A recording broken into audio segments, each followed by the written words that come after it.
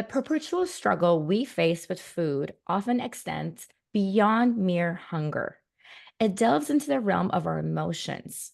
Are we actually consuming to nourish our bodies or seek solace for inner turmoil? Food embodies our cultural identities and family traditions, offering physical sustenance and emotional fulfillment. Our relationship with food extends beyond the act of eating. It encompasses shared experiences for cooking, baking, and socializing. However, amidst these moments of joy lurk the dangers of stress and emotional eating, both of which detrimentally impact our health. Emotional eating, in particular, manifests as a reoccurring and unconscious gravitation toward food to fill emotional voids or distract from underlying issues. Whether triggered by stress, anxiety, sadness, or even moments of happiness, it serves as a coping mechanism that, if left unchecked, can lead to adverse health consequences. In understanding the complexities of our relationship with food, we must navigate the fine line between its roles as a source of pleasure and its potential to become a crutch for emotional distress. We can foster a balanced eating approach that honors physical and emotional well being by cultivating mindfulness and seeking healthier coping mechanisms. My guest today is Melissa Rohlfs, a certified holistic and life coach dedicated to guiding women toward liberation and inner peace in their relationship with food, body, and life. With a fervent commitment to empowering women, Melissa champions liberation from restrictive diets, emotional eating patterns, and negative self perceptions, fostering a paradigm shift from diet culture to self empowerment and self acceptance. Drawing from her own challenging journey with food, Melissa embarked on a transformative path to address the root causes of her tumultuous relationship with food. Armed with insights and experiences, she pursued formal education to equip herself with tools to guide other women on similar journeys.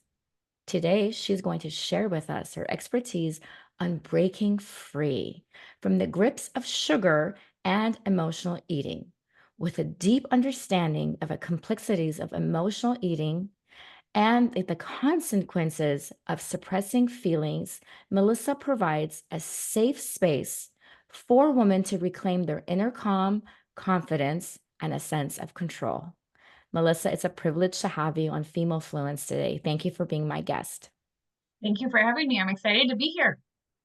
Perfect. Okay, so we're going to talk a lot about different things, dieting, food, and sugar. But first, if you can start off with taking us back to your childhood, exploring the pivotal moments and experience that it actually influenced you to be the person you are today. And how do you think those early chapters actually shaped your journey?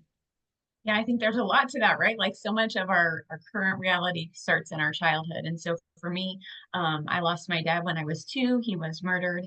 And so that created a very deep void. And I think in that, Pearl really caused me to go towards food because it was always there for me. It wouldn't leave me. It kind of filled that void of feeling neglect or abandoned that maybe I felt from losing my dad at such a young age.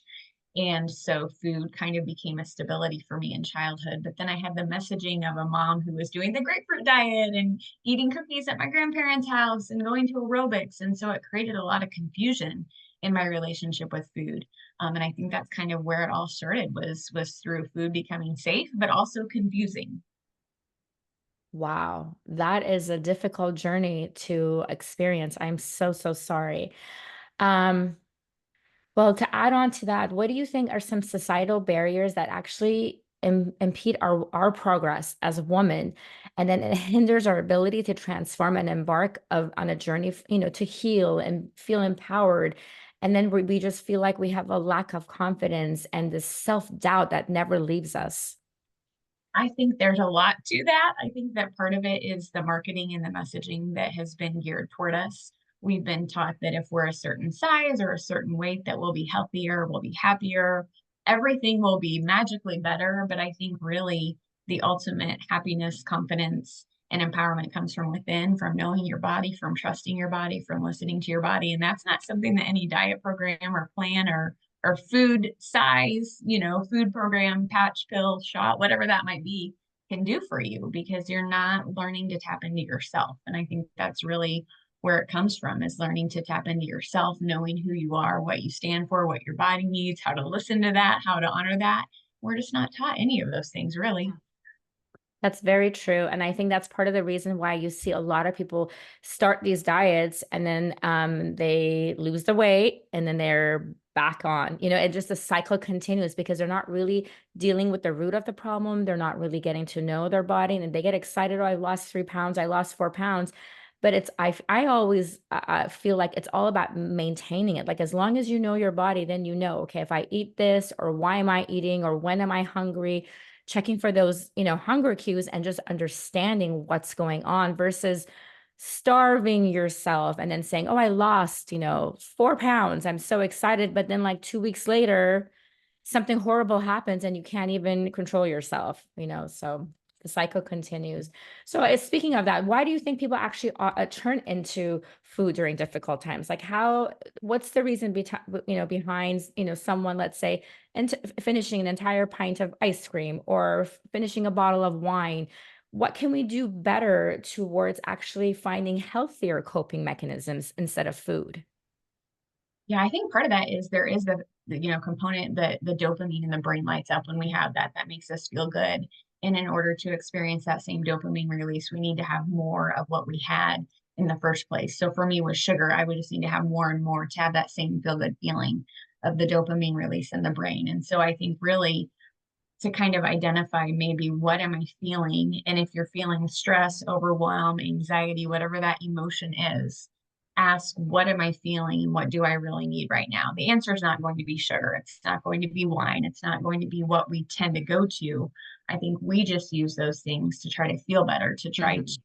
experience some sort of calming down. But there are so many other things we can turn to instead, such as breathing techniques or tapping, or maybe going for a A walk, walk, yeah.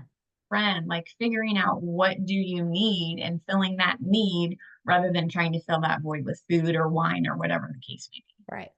So, along with that, do you think we should be realistically asking ourselves, so like when we're eating, and kind of do a check in? Like, am I eating because I'm hungry? Am I eating because I'm sad? Is it because I'm angry?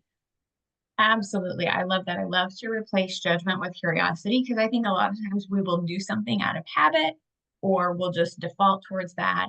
And then we'll say, oh my gosh, I shouldn't have done that. I shouldn't have eaten the whole can of brownies. I'm such Yeah. a terrible blah, blah, blah. But if we would just stop that talk and say, why did I go for the brownies? What was I looking for? What did I need?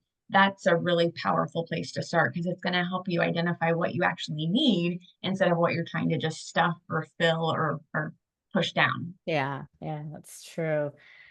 Okay, let's talk about sugar because that's a big one, and sugar is everywhere.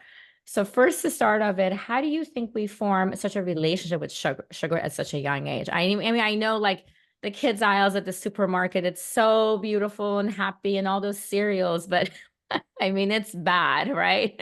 Yes, I think it's part of the marketing. I think if you think about it too, like what do we do at parades? We throw sugar at children. It's legal, it's socially acceptable, it's thrown at parades, it's used in school sometimes or churches or different, environments for behavior, reward systems, for treats, for various things. I know when I was potty training my kids, I used it as a reward, as an incentive.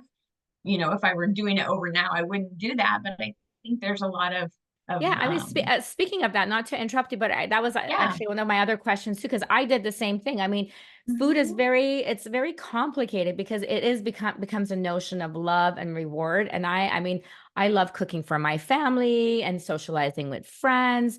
And I did the same thing. It was like the potty training, the M&M rewards, or like you got an A on the test, let's go get a cupcake. Oh, Yes. it's Happy Friday, and you guys had such a good week. Let's get ice cream. So it's like, what are your thoughts on the implications of using food as a reward and its impact on our relationship with our eating habits and emotional associations? Yeah, I think it sets us up to think that we need to be rewarded when we do something good. I mean, I did that even as a new mom, Pearl. I would go to the store and I'd be like, okay, I made it through Target by myself, got everything we needed. Now I'm going to have a candy bar and eat it in my car, like to reward myself. Like, Yeah, I think it sets up that psychological so belief true. It that is true. we need to have something because we did something. Road trips, similar thing, right? Like, what do? You get a bunch of snacks and foods and you take them on road trips. So then we associate road trips and traveling with those snacks and foods. It's very complicated. Yes, it is. So why do you think our relationship with sugar is so detrimental, not just to our physical body, but also to our emotional body? Sugar has no nutritional value. It doesn't do anything for our bodies. I mean, sugar, I'm talking about the refined sugar, the processed sugar, what's in the candy, the cookies, the ice cream, that sort of thing. Now, natural sugars from fruit, different subject. But there's no value, there's no benefit. It's detrimental to our emotional health, our physical health, mental health. It doesn't do anything for us. It's just something that we use to feel good sometimes. It's feel good. So besides what weight gain, what like other organs and systems does sugar actually affect? Like when we get addicted to sugar, how does that affect us, health wise? Yeah, well, the liver, I mean, because the liver is detoxing, right? And so that's a piece of it. I think it also affects our teeth, obviously. It affects our GI tract because it affects the flora in the gut, which contributes to brain health. The gut is kind of the second brain. So there's a lot of implications with sugar. It can cause inflammation, which can lead to joint pain, which can lead to not feeling good. It compromises the immune system. No Oh bueno. boy. So what can we do, Melissa? How can we break free? Because sugar is everywhere. And it's like, I mean, my son loves French fries, but sometimes I feel like he's having more ketchup than he's having Yep. fries. I mean, the amount of sugar in, ketchup, like things that you wouldn't even mustard, and it's like yogurt. Like you just don't even think that this has sugar. Like you're like, oh, I'm just having a bowl of yogurt. I'm not having a chocolate bar. What can we do? I mean, should we just constantly read labels or I think reading labels is a good start. I mean, it's really important. I think we've been trained to look at the numbers like the fat and the calories yeah, we and but forget the real sugar. Yeah. yes, yes. And looking at the ingredients too and knowing the names of sugar is powerful. Anything that ends in an OSE is a form of sugar. Syrup is OSE. sugar. So Yes. they have a Malt. way that they do this on purpose. So it's like a hidden sugar, right? And it's like, I'm not going to know that. That this is a great point that you're making. Okay. Yeah, so like the OSE, maltose, dextrose, Okay. syrups, obviously sugar is sugar. Yeah. It'll say cane sugar or brown rice sugar. I mean, tapioca sugar. There's lots of different forms. But knowing like just the ingredients is really powerful. And I think too, food in its most natural form, like your fruits, your vegetables, those are obviously not going to have the added sugars. So that's great, but we can't all just eat that way all the time. We live in a society where we're working, we're busy, we have things going on. So Yeah. just knowing the ingredients on the label is a great start. Exactly. Just being aware, just really Hmm. being aware of what you're putting inside your body. Now, in our society, there's a prevailing notion that perpetual busyness is a badge of honor, as we're like on autopilot, we're constantly pushing, pushing without pausing. I know you have often highlighted the importance of acknowledging how our bodies retain trauma and how it keeps score, and that really impacts our well-being. So, can you elaborate more on this and tell us how is it that our bodies remember this trauma? And then also, like, what is the definition of trauma? Do you think it's something we experience? Does everyone experience? Does it usually happen in childhood? Yeah, so basically, the definition of trauma is your body has endured an experience that it didn't have the resources for. So, all of us have gone through trauma. We will go through trauma. It might not be something like I went through with my father's death, but I think even all of us going through COVID, that was a form of trauma. I think the impacts on society, that has been stressful. It's a response on the body that your body didn't know how to handle it, didn't have the resources. And so, when we're eating sugar and other foods that kind of compromise our bodies, that's not helping that at all. So there's two wonderful books. The Body Keeps the Score and The Body Remembers. Talk very specifically about how trauma gets stored in our bodies and we'll remember things that have happened. So you might have repressed the memory, you might have kind of blacked it out, you don't recall anything. But there will be situations you'll be in where your body will remember and it will try to protect you, and so you might feel triggered. You might feel your heart beating fast. You might feel your palms getting sweaty. Like your body is kind of telling you, okay, we've been here before. The Right. body's job is to keep you safe. And so that's kind of how trauma gets stored in the body, how it remembers things, the impact of sugar on it, and how trauma is defined. Okay, that's a very great good explanation. I really do feel like everyone needs to be aware you have to deal with things that happen to you. You can't just, just put it back and say, "Oh, I'm not going to talk about it." Because I know a lot of people that do that all the time. It's like whenever you try to have a conversation, let's just not talk about it. Let's just not go there. And eventually, those things will come back to haunt you in different ways. You'll have that horrible neck pain. I mean, there's like stories that people go to the chiropractor and it's like they've been having all this chronic pain and all of a sudden there's like a breakthrough and they just start sobbing and saying, "Oh, well, like 10 years ago I witnessed this and that this happened." And it's like they leave the office like feeling like a new person and the chiropractor didn't even do anything. You know what I mean? So you have to deal with this. I completely agree with you. Now, on another note, navigating the dynamic between teenage daughters and their mothers. I have two daughters myself. So, and I feel like, regarding body image and eating habits can be very complex and sensitive, right? It's not uncommon to observe scenarios where the mother embodies societal idealness of thinness and leading to her daughter feeling self conscious about her own eating choices, right? If a mother struggles with weight, then the daughter may face similar situations and challenges as well. So with me, like with my two daughters, I became aware that like my eating habits was actually influencing their perception of their food and their body image. And I didn't even think about it. I was like, oh, I'm older. I need to, like, I can't, my metabolism is slower. So I'd be like, oh, I don't want any rice in my food. Or I'm going to like, I'm not going to eat the pasta. And they wouldn't say anything, but they were both watching me. um, so only through like open conversations that I realized that they were really meticulously overseeing my dietary choices. And this really made me feel bad. And I wanted to reflect on how we can kind of dedicate, like have a delicate balance where we can actually reflect on how we can, navigate this healthy relationship where we actually focus on, weight or appearance, but we do it in a very way where we're emphasizing actually the importance of nourishing our bodies with healthy foods. Because I know social media kills us, right? It's like this image that these kids see, they're afraid to even post a picture. And then now if they have similar situation, like if they feel uncomfortable at home, I mean, I know kids that don't take lunch to school in high school because they do not want to eat in front of their friends because they will be judged of what they're eating, how much they're eating. So they rather starve until they get in, their car and eat after school. It is a delicate balance. And I think the fact of the matter is that a teenage girl's body is different than a woman in midlife's body, right? That's what Like, I tried to tell them. yes, so good. Kudos to you.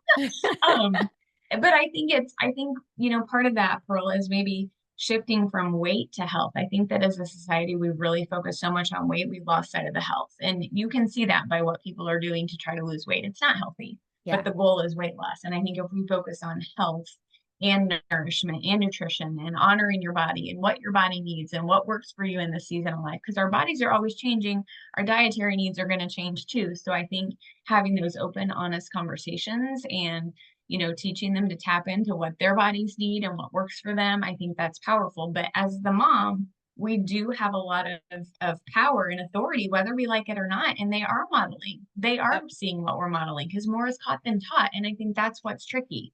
But it's so important for us as moms to have a healthy relationship with food and to understand the nourishing component and to really emphasize curiosity over judgment and really have those conversations so that everybody can hopefully be on the same page of health and not weight and looking a certain way.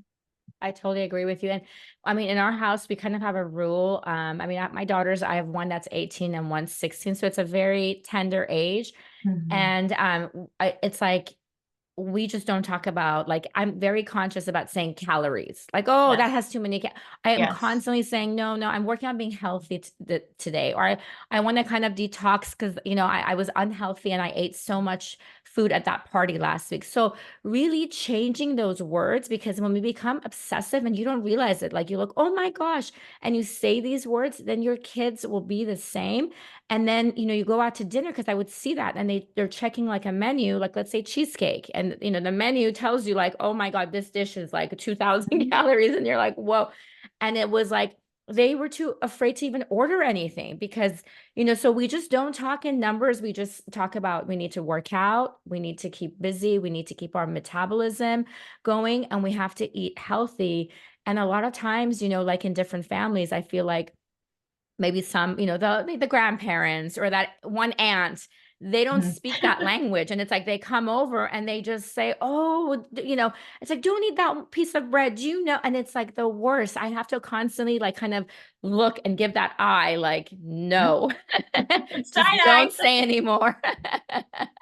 Because it wasn't like that back then, right? It was a whole different world. But now it's very, very difficult. So I have learned a lot on my journey with the girls. So I know this is a huge subject that a lot of mothers and daughters, face. I just wanted to address it. Now, let's talk about your book, Finding Freedom, Overcome Your Obstacles to Living a Free and Fulfilled Life. And I want to also for you to explain what is freedom to you. And do you think, more importantly, can a diet plan actually give us a true freedom that we seek? Because that's what a lot of people think, right? Oh, once I lose those few pounds, I will be the happiest person in the world. And then they lose the pounds and they're still not content. Right. Right. So that's what my book Finding Freedom is about. It's a little bit about my journey, a little bit more of my story, how I found freedom, what that looks like, and how other people can do it too. Because I think we have been told that, Pearl. I think we've been told that, once you do this diet, it's going to answer and solve all of your problems. But it's not. Like it's somebody else's math. And, you and I are in very similar stages of life. We've got teenagers. We're probably around the same age. We're both working moms. Like there's a lot in common, but that doesn't mean that what I consume for my nutrition and my diet is going to be what is going to work for you. We're all Mhm. different. It's not one size fits all. And so I think it's really important to listen to and honor your uniqueness, your bio individuality, your body. And that's not what diets teach. They teach you it's one size fits all. You do this, you're going to get this result. And you might not get the result because it's only focusing on food. They're not focusing on things like hormones and stress and food intolerances and trauma, and that all affects weight. And that just, the diet industry has totally missed the mark, and it just drives me bananas. Yes. Yes. And I And think I don't even freedom, believe there's such a thing with one size fits all, even with like a clothing store. We are all right, different. How that's impossible. right. As it's like I hate these clothing stores that you go in and it's like even with my girls and it's like they're both two different girls, different heights, different measurements. It's Yep. impossible. So I hate that marketing that they do that for diets as well because there's no such thing. We are all different human beings.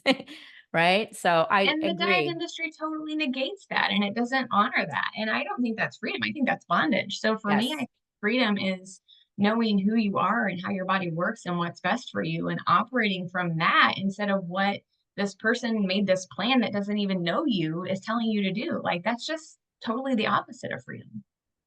Right, right, exactly. Now, what do you think about all these different dieting options out there?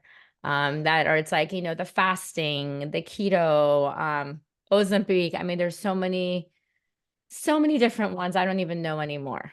What are your There are, thoughts? and it's overwhelming and it's confusing, and one negates the other. I mean, if you think about it, like in the 90s, fat was bad. And so they did Snackwell's cookies where they took the fat out of everything. So you can eat all of the fat free food you want, but they've replaced that fat with sugar. So now we're Mhm. all addicted to sugar thinking fat is bad, but we actually need fat.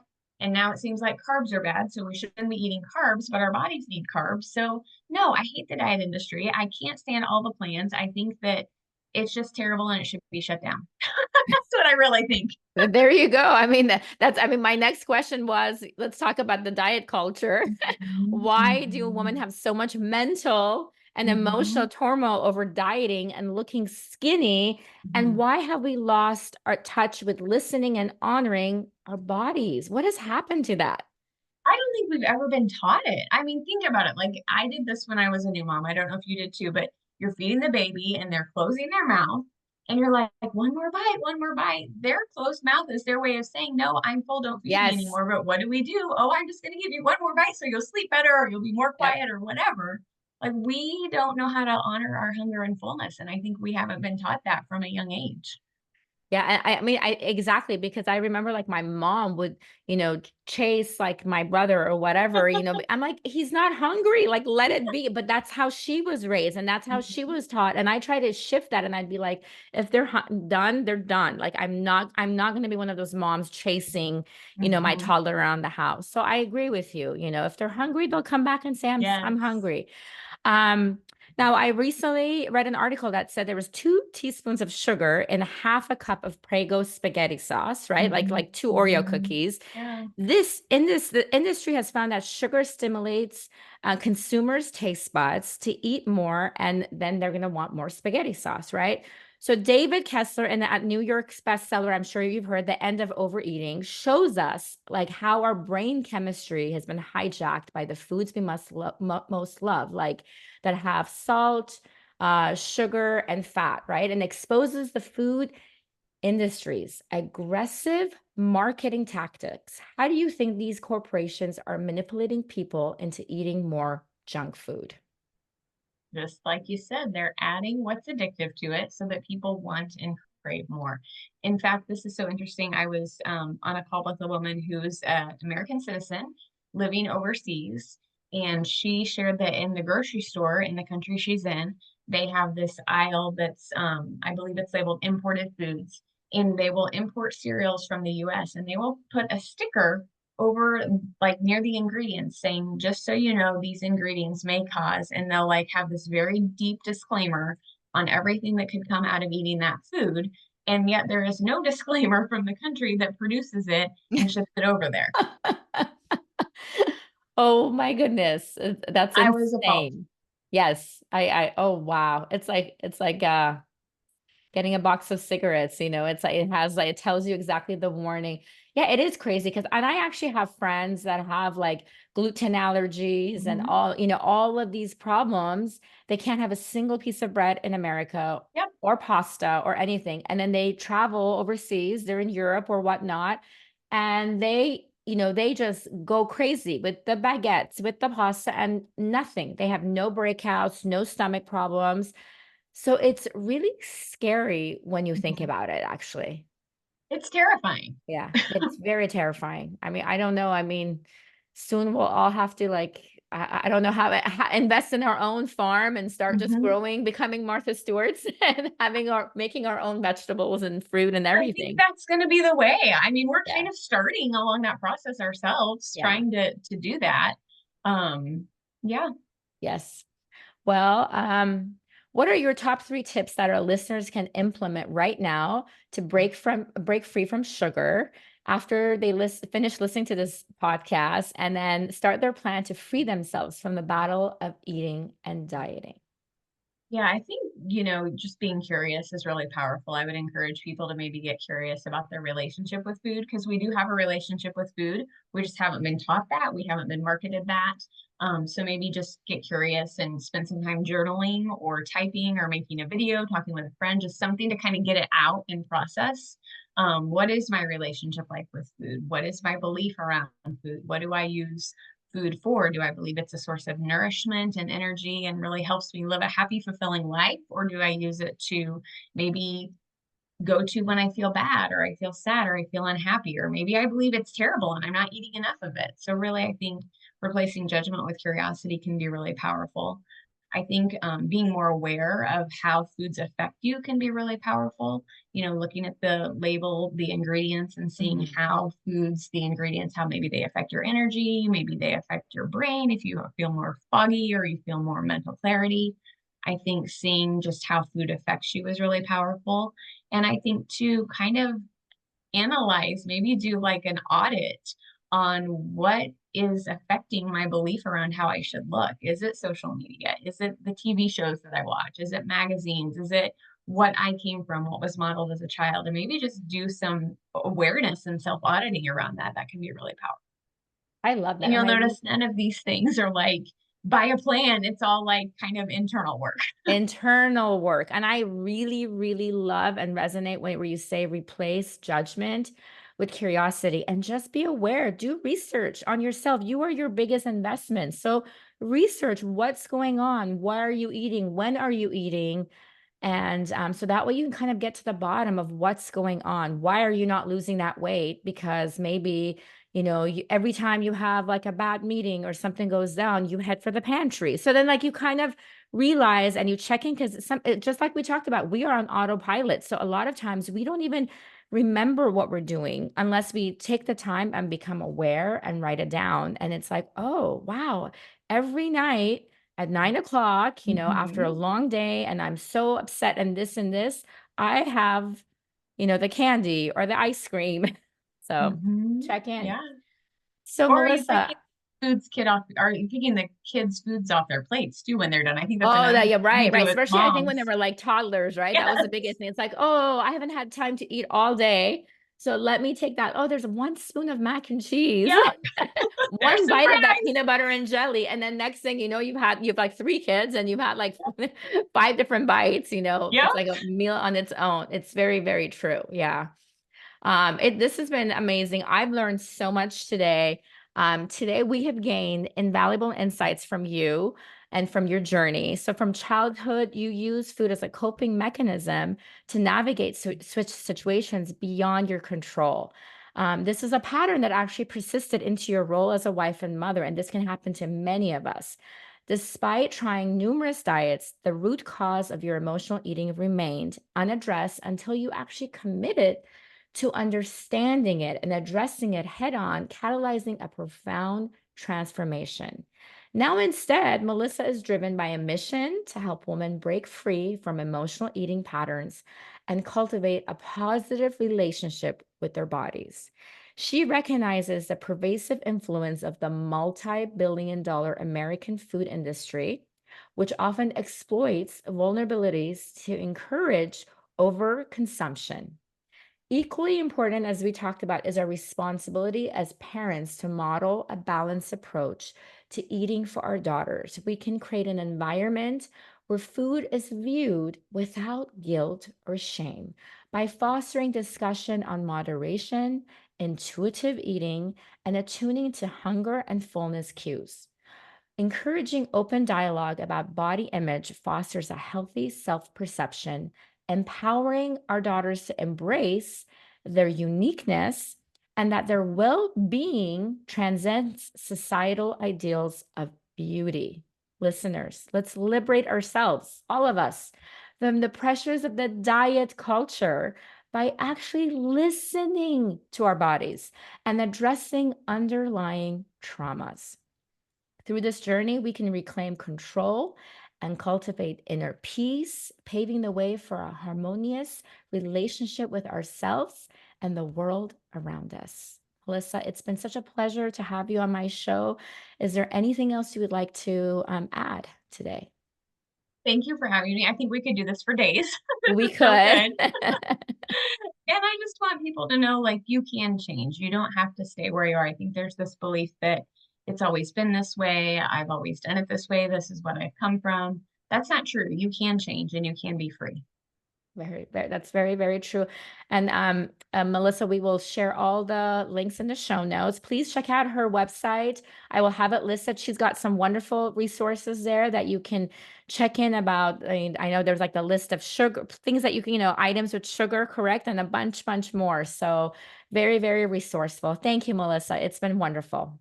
Thank you.